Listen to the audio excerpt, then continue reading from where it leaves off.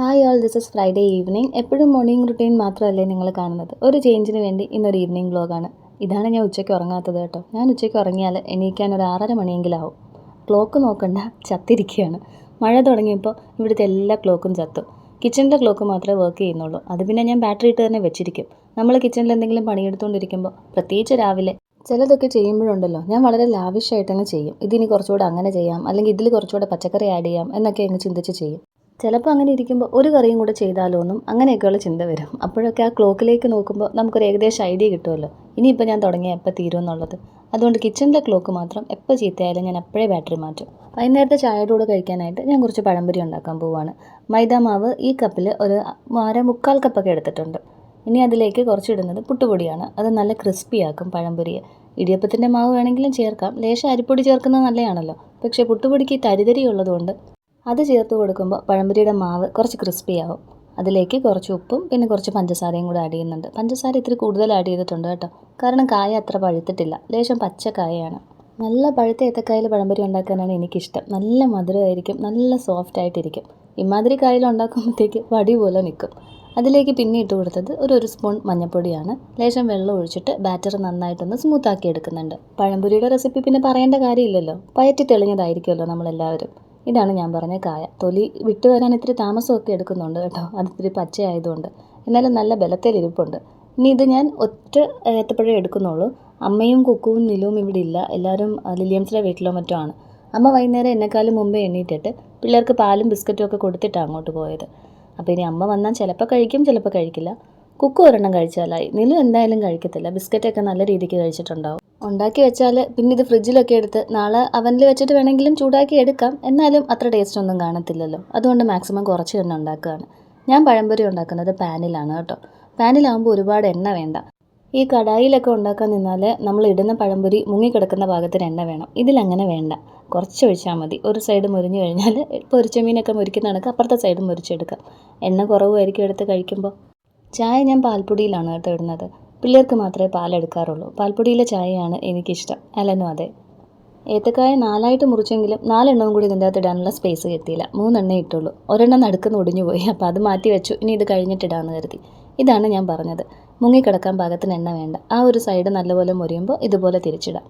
പിന്നെ യൂസ് ചെയ്യുന്നത് ഒരു നോൺ സ്റ്റിക്ക് പാൻ തന്നെ ആയിരിക്കണം കേട്ടോ, അല്ലെങ്കിൽ പിന്നെ മൊത്തത്തിൽ കീറിപ്പറിഞ്ഞ് ഒരുമാതിരിയാവും. ഞാൻ എണീറ്റപ്പോൾ 6 മണി ആയെങ്കിലും ഇവരൊന്നും ഇവിടെ ഇല്ലയെന്ന് അറിഞ്ഞതുകൊണ്ടും പിന്നെ ആലൻ്റെ ബുള്ളറ്റ് ഇവിടെ ഇരിപ്പില്ല. അപ്പോൾ എനിക്ക് മനസ്സിലായി സിസിജിയിൽ പോയിട്ടുണ്ടെന്ന്. അപ്പോൾ ആലനും താമസിക്കുമല്ലോ, അതുകൊണ്ടാണ് ഒരു 6:30 7 മണി അടുപ്പിച്ച് ഈ ചായയും പലഹാരവും ഒക്കെ. പിന്നെ എനിക്ക് ഈ മാവ് പൊരിച്ച് തിന്നുന്നത് നല്ല ഇഷ്ടമാണ് കേട്ടോ. അത് സാധാരണ ദോശ മാതിരിയായിരുന്നു ഞാൻ പൊരിച്ചുകൊണ്ടിരുന്നത്. പക്ഷേ ആലൻ കാണുമ്പോൾ തന്നെ വഴക്ക് പറയും, അതിലൊരു ഗുണവും ഇല്ല, വെറുതെ എന്തിനാ ഈ മൈദ അതും എണ്ണയിൽ പൊരിച്ചിങ്ങനെ തിന്നുന്നതെന്ന്. ഇതിപ്പോൾ ഇങ്ങനെ ഇരുന്നാൽ ആർക്കും പെട്ടെന്ന് മനസ്സിലാവത്തില്ല അതിനകത്തൊന്നുമില്ല എന്ന്. ഡാരലിൻ്റെയും ഫേവറേറ്റ് ഐറ്റമാണ് കേട്ടോ ഇത്. ഡാരൽ എൻ്റെ നാത്തൂൻ്റെ മോനാണ്. അവനിവിടെ വന്നാൽ എന്നോട് വെറുതെ പറയും, മാമി ഇത്തിരി മൈദാമാവും മഞ്ഞപ്പൊടിയും ഉപ്പും ഒക്കെ ഇട്ട് ഒന്ന് പൊരിച്ചു തരാൻ. ഈ മാമി പറച്ചിൽ കേട്ടപ്പോൾ എനിക്ക് വേറെ ഏതോ മാമിയുടെ കാര്യം ഓർമ്മ വന്നു കേട്ടോ. എന്തായാലും അത്രയും വെറൈറ്റി കുക്കിംഗ് പരിപാടികളൊന്നും ഈ മാമി ചെയ്യാറില്ല. എല്ലാം ഒരു ലില്ലിയമ്മച്ചി അമ്മച്ചിയൊക്കെ ചെയ്യുന്ന ഐറ്റം തന്നെയാണ്. എന്തെങ്കിലും വെറൈറ്റി ഉണ്ടെങ്കിൽ അതിവിടെ മമ്മി ചെയ്യുന്ന കുറച്ച് ഐറ്റംസ് ആയിരിക്കും. അങ്ങനെ ചായയൊക്കെ ഇട്ട് പഴംപൊരിയൊക്കെ എടുത്ത് വെച്ച് ആലൻ വരുമ്പോൾ കുടിക്കാമെന്നും പറഞ്ഞിരുന്നപ്പോഴേക്ക് എനിക്ക് വലിയൊരു സർപ്രൈസ് കിട്ടി കേട്ടോ ഇന്ന്. അത് ഞാൻ ആക്ച്വലി ഈ ഈവനിങ് വ്ലോഗ് എടുത്തത് അവർ വരുന്നു എന്ന് അറിഞ്ഞിട്ടല്ല. നാളെ ഡാഡയുടെ 70th ബർത്ത്ഡേ ആണ്. ഞങ്ങൾ പുലിച്ചിറയിലോട്ട് പോകും. അപ്പോൾ നാളത്തെ വ്ലോഗ് ഞാൻ അവിടെ വെച്ച് വീഡിയോ ഫുൾ എടുക്കുമെങ്കിലും എനിക്ക് അവിടെ ഇരുന്ന് തന്നെ ഇത് എഡിറ്റ് ചെയ്യാനോ സൗണ്ട് ആഡ് ചെയ്യാനോ ഒന്നും പറ്റില്ല. ഒരുപാട് ഗസ്റ്റ് ഉള്ളതല്ലേ, പിന്നെ ഒരു ഫുൾ ഡേ തന്നെ കാണിക്കണമെന്നും എനിക്കുണ്ട്. അതുകൊണ്ടാണ് ഇത് വൈകിട്ടത്തെ വീഡിയോ ഇന്ന് എടുത്ത് നാളെ അങ്ങ് പോസ്റ്റ് ചെയ്യാൻ വെച്ചത്. അപ്പോഴേക്ക് എന്നെ കാണാനായിട്ട് 2 ആൾക്കാർ വന്നു കേട്ടോ. നമ്മുടെ വീഡിയോസൊക്കെ കാണുന്ന നികിതയും നികിതയുടെ അമ്മയും പിന്നെ മോനും വന്നിട്ടുണ്ടായിരുന്നു. ഇത് ഞാൻ അവർക്ക് ലില്ലിയംസിൻ്റെ വീടൊക്കെ കാണിച്ചു കൊടുക്കുന്നതാണ് കേട്ടോ. ഞങ്ങളെല്ലാവരും നിന്നൊന്നും അല്ല കേട്ടോ, മുഴുവൻ നേരവും വർത്താനം പറഞ്ഞ് കുറേ നേരം ഞങ്ങൾ സോഫയിലൊക്കെ ഇരുന്നിരുന്നു. പിന്നെയാണ് എണീറ്റ് നിന്നത്. ഞാൻ മാക്സിമം നിർബന്ധിച്ചു കേട്ടോ ഇവരെ ചായ കുടിക്കാൻ പഴംപൊരിയൊക്കെ കഴിക്കാനായിട്ട്. പക്ഷേ അവരിവിടെ കുരുക്കഴിക്കുന്ന മാതാവ് എന്ന് പറഞ്ഞിട്ട് ഒരു മാതാവിൻ്റെ കുരിശടിയുണ്ട്, അവരവിടെ വന്നതാണ്. അപ്പോൾ വേണ്ട ചേച്ചി, അവിടെ നിന്ന് ഇപ്പോൾ പായസം കുടിച്ചിട്ട് ഇറങ്ങിയതേ ഉള്ളൂ എന്ന് പറഞ്ഞു. എന്നാലും എന്തെങ്കിലും കുടിച്ചിട്ടേ പോകാൻ പറ്റുമെന്ന് പറഞ്ഞിട്ട് ഞാൻ ചായ അവരെ അടിച്ചേൽപ്പിക്കുകയായിരുന്നു. ഞങ്ങൾ ചായ കുടിക്കുന്ന കപ്പായതുകൊണ്ട് കണ്ടപ്പോഴേ നികിതയ്ക്ക് കാര്യം മനസ്സിലായി കേട്ടോ. ചേച്ചി കപ്പ് നല്ല പരിചയമുണ്ടല്ലോ എന്ന്. ഏതായാലും that was A very unforgettable moment. ഇങ്ങനെയൊക്കെ സംഭവിക്കുമെന്നൊന്നും ഞാൻ വിചാരിച്ചതല്ല. എന്നാലും കടവൂരോ മറ്റോ ആണ് അവരുടെ വീട്. ഇത്രയും ദൂരം വന്നല്ലോ കാണാനായിട്ട്. പിന്നെ അലൻ വന്നപ്പോൾ എനിക്ക് പറയാൻ ഒരു ലോഡ് ബെഡായി ഉണ്ടായല്ലോ.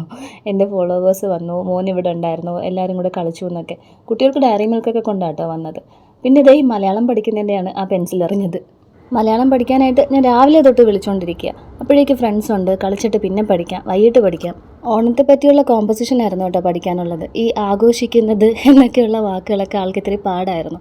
ഞാൻ രാവിലെ തൊട്ട് വിളിച്ചുകൊണ്ടിരിക്കുക പഠിക്കാനായിട്ട്. പിന്നെയെന്ന് പറഞ്ഞാൽ ഈ നേരം ആയത്. ആലനാണെങ്കിൽ അവന് ഇച്ചിരി ഡിസ്റ്റർബായിട്ട് ഇരിക്കുന്ന കണ്ട അപ്പോൾ തന്നെ തുടങ്ങും, എന്തിനാടി കൊച്ചിനെ ഇട്ട് കഷ്ടപ്പെടുത്തുന്നതെന്ന്. ഇത് കേൾക്കാൻ കാത്തിരിക്കുന്നതാണ്. അവൻ കരയുകയും ചെയ്യും. എത്ര നേരമായെന്ന് അറിയോ അളിയാന്ന്. അവൻ അളിയാന്നാണ് കേട്ടോ അലനെ വിളിക്കുന്നത്. ഇത് നിലുവിന് രാത്രിത്തേക്കുള്ള അമൃതമാണ് കേട്ടോ. ഇത് ഇങ്ങനെ ഇത്രയും കുറുക്ക് പരുവത്തിലാവുന്നതുകൊണ്ട് തണുക്കാൻ ഒരുപാട് നേരം എടുക്കും. ഉപ്പും പഞ്ചസാരയും വെള്ളവും ഇട്ട് അമൃതം ഇട്ട് നന്നായിട്ട് കലക്കിയിട്ടാണ് ഞാനിതിങ്ങനെ തിളപ്പിച്ചെടുക്കുന്നത്. കൈയെടുക്കാണ്ട് ഇളക്കിക്കൊണ്ടിരിക്കണം കേട്ടോ, അല്ലെങ്കിൽ കട്ട പിടിക്കും. ഞാൻ നേരത്തെ പറഞ്ഞിട്ടുണ്ടല്ലോ, പാല് ചേർക്കാതെ എടുക്കുന്നത് ഇത് രാവിലെ വരെ നിലുവിന് കുടിക്കാനാണ്. വാങ്ങിക്കൊണ്ട് വന്ന ബ്രെഡിൽ ഉറുമ്പ് കയറാതിരിക്കാനാണ് കേട്ടോ ഞാനത് അവനിൽ വെച്ചിരുന്നത്. ഇത് കുറച്ച് ബിരിയാണിയാണ് രാവിലത്തേൻ്റെ ബാക്കി. അത് ഞാൻ അമ്മയ്ക്കായിട്ട് ചൂടാക്കി എടുക്കുകയാണ്. സാൻഡ്വിച്ച് ഡിന്നറിന് ഉണ്ടാക്കാനാണ് ഞങ്ങളുടെ പ്ലാൻ. അമ്മയ്ക്ക് അതൊന്നും ഇഷ്ടപ്പെടത്തില്ല. അമ്മ ബ്രെഡ് പാലി മുക്കിയൊക്കെ കഴിക്കുന്ന പാർട്ടിയാണ്. അതുകൊണ്ട് ബിരിയാണി ചൂടാക്കി അമ്മയ്ക്ക് വെച്ചു. ഇവിടെ ഇപ്പോൾ മഴയൊന്ന് തുടങ്ങിയിട്ടുണ്ട് കേട്ടോ. അപ്പോൾ ഓഡിയോയിൽ ചില ഡിസ്റ്റർബൻസസ് ഉണ്ടാവും. ഇതിപ്പോൾ ഞാൻ ഡാഡയുടെ ബർത്ത്ഡേക്ക് പുലിച്ചിറയിൽ പോകുന്നതിന് മുമ്പ് ഇതിൻ്റെ ഓഡിയോ ആഡ് ചെയ്യുകയാണ്. ഇനി അവിടെ ചെന്ന് ഇത് പറ്റത്തില്ലല്ലോ, വൈകുന്നേരം അവിടെ ഇരുന്ന് പോസ്റ്റ് ചെയ്താൽ മതിയല്ലോ. എന്തായാലും മഴ തുടങ്ങി, അപ്പോൾ ഇനിയിപ്പോൾ നമ്മൾ ഇറങ്ങാൻ വൈകും. പക്ഷേ വിചാരിച്ച പോലെ ഓഡിയോ കംപ്ലീറ്റ് ചെയ്യാൻ പറ്റിയില്ല കേട്ടോ. മഴ ഇത്തിരി കൂടുതലായിരുന്നു. അപ്പോൾ പിന്നെ ഞാൻ പോയി അതിൻ്റെ വീഡിയോ ഒക്കെ എടുത്ത് ഒന്ന് വെയിറ്റ് ചെയ്ത് മഴ കുറഞ്ഞിട്ട് വന്നാണ് ബാക്കി ഓഡിയോ ആഡ് ചെയ്യുന്നത്. സാൻഡ്വിച്ചിലേക്ക് പച്ചക്കറികളായിട്ടൊരു ഹാഫ് കുക്കുംബറും 2 ടൊമാറ്റോയും കൂടി എടുക്കുന്നുണ്ട്. ക്യാരറ്റ് ഇരിപ്പുണ്ട്, പക്ഷേ എനിക്കതിന് ഗ്രേറ്റ് ചെയ്ത് എടുക്കാനൊന്നും വയ്യ ഇനി. അതുകൊണ്ട് ഇത് രണ്ടും മാത്രം വെച്ച് അഡ്ജസ്റ്റ് ചെയ്യാമെന്ന് കരുതി. ഉറുമ്പ് ഇവിടെ ഇപ്പോൾ ഒരു ലോഡുണ്ട് കേട്ടോ. നിങ്ങൾ ഈ കൗണ്ടർ ടോപ്പിൽ ഫുള്ള് കാണുന്നില്ലേ കിടന്നോടുന്നത്.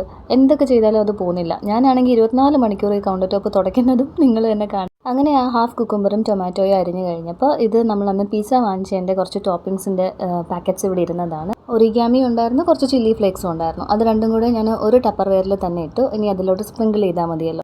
ചീസ് മേടിക്കാനായിട്ട് ഷോപ്പിൽ ചെന്നപ്പോൾ അവിടെ മറ്റേ ഷീറ്റ്സ് ഇല്ലായിരുന്നു. അതുകൊണ്ട് പീ ക്യൂബ്സ് ആണ് വാങ്ങിച്ചുകൊണ്ട് വന്നത്. ഇത് ഗ്രേറ്റ് ചെയ്തെടുക്കാനൊന്നും എനിക്ക് വയ്യ. അതുകൊണ്ട് ഞാൻ എന്നെക്കൊണ്ട് പറ്റുന്ന രീതിയിൽ തിൻ സ്ലൈസസ് ആയിട്ട് അതിങ്ങനെ മുറിച്ചെടുത്തു. അപ്പോൾ നമുക്ക് മറ്റേ സ്ലൈസ് വെക്കുന്നത് പോലെ അതിൻ്റെ ഇടയിൽ അങ്ങ് വെച്ചാൽ മതിയല്ലോ. അങ്ങനെ എല്ലാം സെറ്റാക്കി കഴിഞ്ഞിട്ട് നമ്മുടെ ഐറ്റം എടുത്തു. ഞാൻ ഡിവേഴ്സ് ചെയ്യാത്ത എൻ്റെ മാമി അങ്ങനെ പറഞ്ഞാൽ പെട്ടെന്ന് മനസ്സിലാവും. അതുകൊണ്ടാണ് ഞാൻ അങ്ങനെ തന്നെ ഇടയ്ക്കിടയ്ക്ക് പറയുന്നത് കേട്ടോ. മഞ്ജു കൊടുത്തയച്ച സാൻഡ്വിച്ച് മേക്കറാണ്. അത് ഇന്ന് ഞാൻ ഉദ്ഘാടനം ചെയ്യുവാണ്. ബട്ടർ സ്പ്രെഡ് ചെയ്ത് വെച്ചിട്ട് ഇത് ഞാൻ ഓൺ ചെയ്തിട്ടില്ല കേട്ടോ. ഞാൻ ആദ്യം ഇതൊന്ന് ഓൺ ചെയ്ത് നോക്കിയപ്പോൾ അത് പെട്ടെന്ന് ചൂടാവും. അതുകൊണ്ട് ഞാൻ ഓഫ് ചെയ്ത് എല്ലാം സെറ്റ് ചെയ്തിട്ട് ഓൺ ചെയ്യാമെന്ന് വിചാരിച്ചു.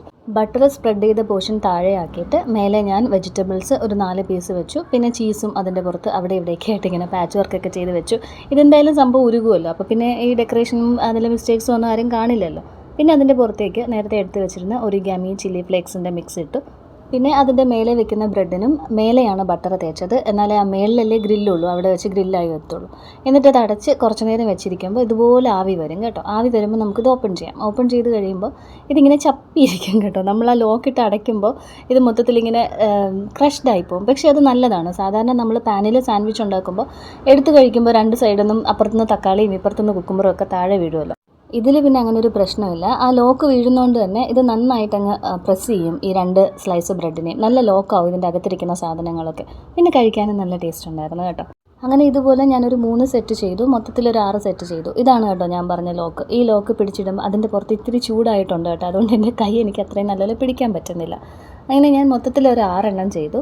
കുക്കു സാർ ഒരു 1.5 എണ്ണം കഴിച്ച് കാണും. ഞാനും ഒരു 1.5 സംതിങ് കഴിച്ചു. ബാക്കി അലനും കഴിച്ചു. അമ്മേനെ ടേസ്റ്റ് ചെയ്യാൻ പറഞ്ഞിട്ട് വേണ്ടാന്നും പറഞ്ഞിട്ട് ഓടിക്കളഞ്ഞു. ഒപ്റ്റിമ എന്നോ മറ്റുമാണ് ആ കമ്പനിയുടെ പേര്. ഞാൻ ആദ്യമായിട്ട് കേൾക്കുകയാണിത്. ഈ സാധനവും ഞാൻ ആദ്യമായിട്ടാണ് യൂസ് ചെയ്യുന്നത്. എന്തായാലും മാനുവലൊന്നും ഇതിൻ്റെ കൂടെ ഇല്ലായിരുന്നു. എനിക്ക് തോന്നുന്നു ആൾ പാക്ക് ചെയ്ത കൂട്ടത്തിൽ വിട്ടുപോയി കാണും. എടുത്ത് നോക്കിയിട്ടൊക്കെ ആയിരിക്കും എനിക്ക് അയച്ചു തന്നത്. കുക്കു അപ്പോൾ തന്നെ കഴിച്ചു. അവൻ ലേശം ഉറക്കമൊക്കെ വരുന്നുണ്ടായിരുന്നു. പിന്നെ ആ മലയാളം പഠിച്ച് ഞങ്ങൾ അടികൂടിയിരിക്കുന്ന ദേഷ്യത്തിന് ആൾ കഴിച്ചിട്ട് പോയി കിടന്നു. പിന്നെ ആലനുള്ളത് ഞാനൊരു എയർ ടൈറ്റ് കണ്ടെയ്നറിലോട്ട് എടുത്ത് വെച്ചു. ആലൻ വരുമ്പോഴത്തേക്ക് ഞാനും ഇനി ചുരണ്ടി വല്ലതുമൊക്കെ കഴിക്കും അതിൻ്റെ അകത്തുനിന്ന്. അമ്മ നിലുവിനെ ഉറക്കാനായിട്ട് കൂടെ കിടന്നേച്ചും അമ്മയും ഉറങ്ങി കേട്ടോ. അമ്മ നേരത്തെ ഞാനത് ആ സാൻഡ്വിച്ച് ചെയ്തുകൊണ്ടിരിക്കുമ്പോൾ ഒരു കൈ സൈഡിൽ കൂടെ വന്നാൽ ബിരിയാണി എടുത്തുകൊണ്ട് പോയില്ലേ. അമ്മ അപ്പോഴേ കഴിച്ചിരുന്നു. കഴിച്ച് കുളിച്ചിട്ട് അവനുമായിട്ട് കയറി കിടന്നപ്പോഴത്തേക്ക് ഉറങ്ങിപ്പോയി. ഈ സാധനത്തിൻ്റെ ഒരേ ഒരു ഡിസഡ്വാൻറ്റേജ് ഇതിൻ്റെ അകത്തുള്ള ഈ പ്ലേറ്റ്സ് നമുക്ക് ഇളക്കാൻ പറ്റത്തില്ല കേട്ടോ കഴുകാനായിട്ട്. പിന്നെ ഇത് ഫുള്ള് ചൂടാവും. ഇതിൻ്റെ ബോഡിയൊക്കെ ഒരുവിധം ചൂടാവും. തൊടാം എന്നാലും ചൂടാവും. അപ്പോൾ അത് തണുക്കുന്നവരെ നമ്മൾ വെയിറ്റ് ചെയ്യണം. എന്നിട്ട് ഇങ്ങനെ തുടച്ചെടുക്കാനേ പറ്റത്തുള്ളൂ. നമുക്കിത് മൊത്തം നനയ്ക്കാൻ പറ്റില്ലല്ലോ. എന്തായാലും നമ്മൾ ഈ കെറ്റിലൊക്കെ പോലെ തന്നെ ഇത് പകുതി ഇലക്ട്രിക്കലല്ലേ. അപ്പോൾ നനയ്ക്കാൻ പാടില്ലായിരിക്കും. ഇല്ല, നനയ്ക്കാൻ പാടില്ല. അപ്പോൾ അത് ഞാനങ്ങ് തുടച്ചെടുത്തു. പിന്നെ ഡിന്നറൊക്കെ കഴിഞ്ഞപ്പോൾ ആ ഒരു ടപ്പർ വെയർ മാത്രമേ വാഷ് ചെയ്യാനുണ്ടായിരുന്നുള്ളൂ. ഉറുമ്പിനെ കൊല്ലാനായിട്ട് വീണ്ടും ഞാൻ ഒരു ലോഡ് ഡെറ്റോളും പുൽത്തൈലും വെള്ളമൊക്കെ കൂടെ മിക്സ് ചെയ്ത മിക്സാണ് ആ ഒരു ഹാൻഡ് സാനിറ്റൈസറിൻ്റെ ബോട്ടിലിൽ വെച്ചേക്കുന്നത്. അത് സ്പ്രേ ചെയ്ത് ഇവിടെ എല്ലാം തുടച്ചു. ഗ്യാസിൻ്റെ നോബൊക്കെ എടുത്ത് മാറ്റിയിട്ട് ഇവിടെയൊക്കെ തുടച്ചു. പക്ഷേ ഒരു കാര്യമില്ല, നാളെ രാവിലെ വരുമ്പോൾ ഇവിടെ വീണ്ടും ഉറുമ്പായിരിക്കും. കുക്കുവിനെ തോളത്തെടുത്തേച്ചും അല്ലന അമൃതവുമായിട്ട് മേലെ പോയിട്ടുണ്ട്. ഇനി ഞാൻ എൻ്റെ സ്റ്റുഡിയോ കം കിച്ചനൊക്കെ അടച്ചിട്ട് നിലുവായിട്ട് മേലെ പോയി കിടന്നുറങ്ങും. അപ്പോൾ നമുക്ക് നാളെ കാണാം. വീഡിയോ ഇഷ്ടപ്പെട്ടിട്ടുണ്ടെങ്കിൽ ചാനൽ സബ്സ്ക്രൈബ് ചെയ്ത് സപ്പോർട്ട് ചെയ്തേക്കണേ. ബൈ.